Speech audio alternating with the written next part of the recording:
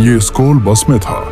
वो रोजाना के 10 से 12 ग्रेड के बच्चों को गाड़ी चलाता था। उसकी सरमई मूंछें थीं और वो रोजाना 20 बाल की टोपी पहनता था। वो दोस्ताना था और बच्चों के साथ बातचीत करना पसंद करता था।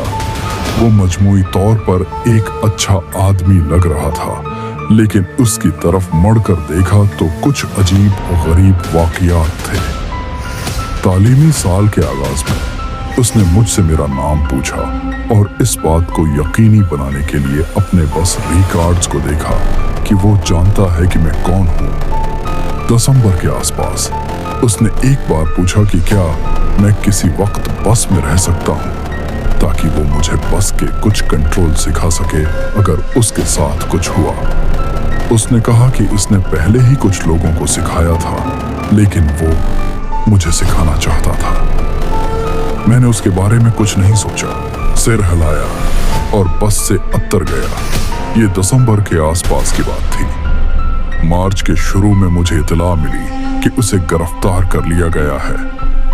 पता चला ये बस कंट्रोल जो वो मुझे सिखाना चाहता था, बस के फर्श पर एक खुफिया कैमरे के बिल्कुल ऊपर वाक़ था। उसने मुझे कंट्रोल नहीं सिखाए थे क्योंकि ये सर्दियों का था और मैंने तब से स्कर्ट नहीं पहनी थी। उसके पास चंद लड़कियों की वीडियोस थीं और उसके कंप्यूटर पर एक फाइल थी जिस पर मेरे नाम के साथ 1 दर्जन से ज्यादा दीगर के साथ एक वीडियो डालने के लिए तैयार था।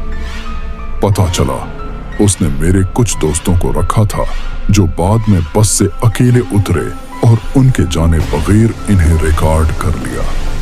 वो उस वक्त पकड़ा गया जब उसने एक बालग औरत के साथ ऐसा ही करने की कोशिश की। ठीक है, यह हाल ही में हुआ। मैंने अभी कॉलेज में अपना एक सेमेस्टर शुरू किया था और हमारे पास ये मुकाबला आने वाला था। ये एक मुख्तसर फिल्मी मुकाबला था और मैं और मेरे महकमे के लोगों ने फैसला किया कि हम गैर कानूनी स्ट्रीट रेसिंग के बारे में एक फिल्म बनाने वाले हैं। उसका ख्याल ऐसे खतरनाक पास टाइम पर बेदारी को उजागर करना था। मैं चनी से हूँ, इसलिए हमने अपनी मुख्तसर फिल्म की शूटिंग के लिए शमाली चनी, कासमीडू और बिसरपाड़ी, चनी के 2 सबसे ज्यादा बदनाम इलाके जो आप में से नहीं जानते, जाने का फैसला किया था। क्योंकि गैर कानूनी रेसिंग हमेशा रात के वक्त होती है, हमें वहां जाना पड़ता था और दोस्तों के घर आधी रात तक इंतजार करना पड़ता था और फिर शूटिंग शुरू करना पड़ती थी। मेरे दोस्त जो इस प्रोजेक्ट की सरबराही कर रहे थे ने सबको बताया कि उसने पुलिस से इजाजत ली है और सब कुछ वाज़ेह है।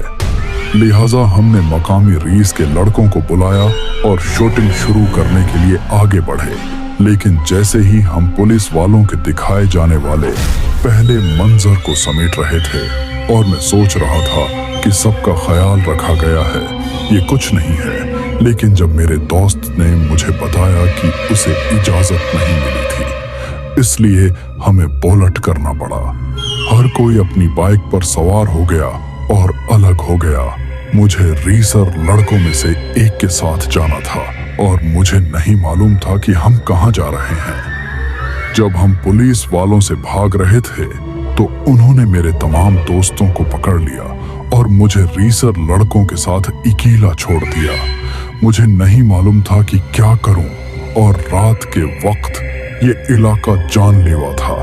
लिहाजा वो लड़का मुझे एक ठिकाने पर ले गया और मुझे वहीं रहने को कहा।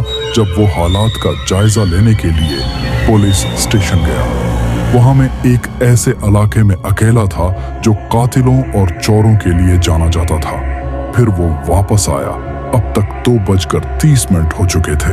वो अपने एक और दोस्त को लेकर आया और हम सबको वहां बैठकर सुबह होने का इंतजार करना पड़ा ताकि मैं थाने जा सकूं।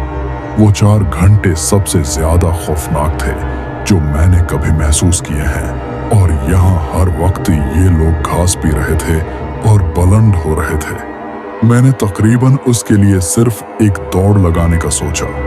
फिर दिन निकल आया और हमने पुलिस स्टेशन जाने का फैसला किया। जैसे ही हम पहुंचे, रेसर आदमी ने मुझे छोड़ दिया। और मैंने अपने दोस्तों को थाने से बाहर आते देखा। इस वक्त जब मेरे दोस्तों ने बम गिराया तो जिन लड़कों के साथ मैंने रात गुजारी वो मतलूब कातिल थे, और खास तौर पर जिसके साथ में था वो हरीफ गरोहों के हाथों मतलूब था, और अगर मैं पकड़ा जाता तो मैं भी इसके साथ मारा जाता। पीछे मुड़कर देखकर यह अब भी मेरी रीढ़ की हड्डी में कांप उठता है।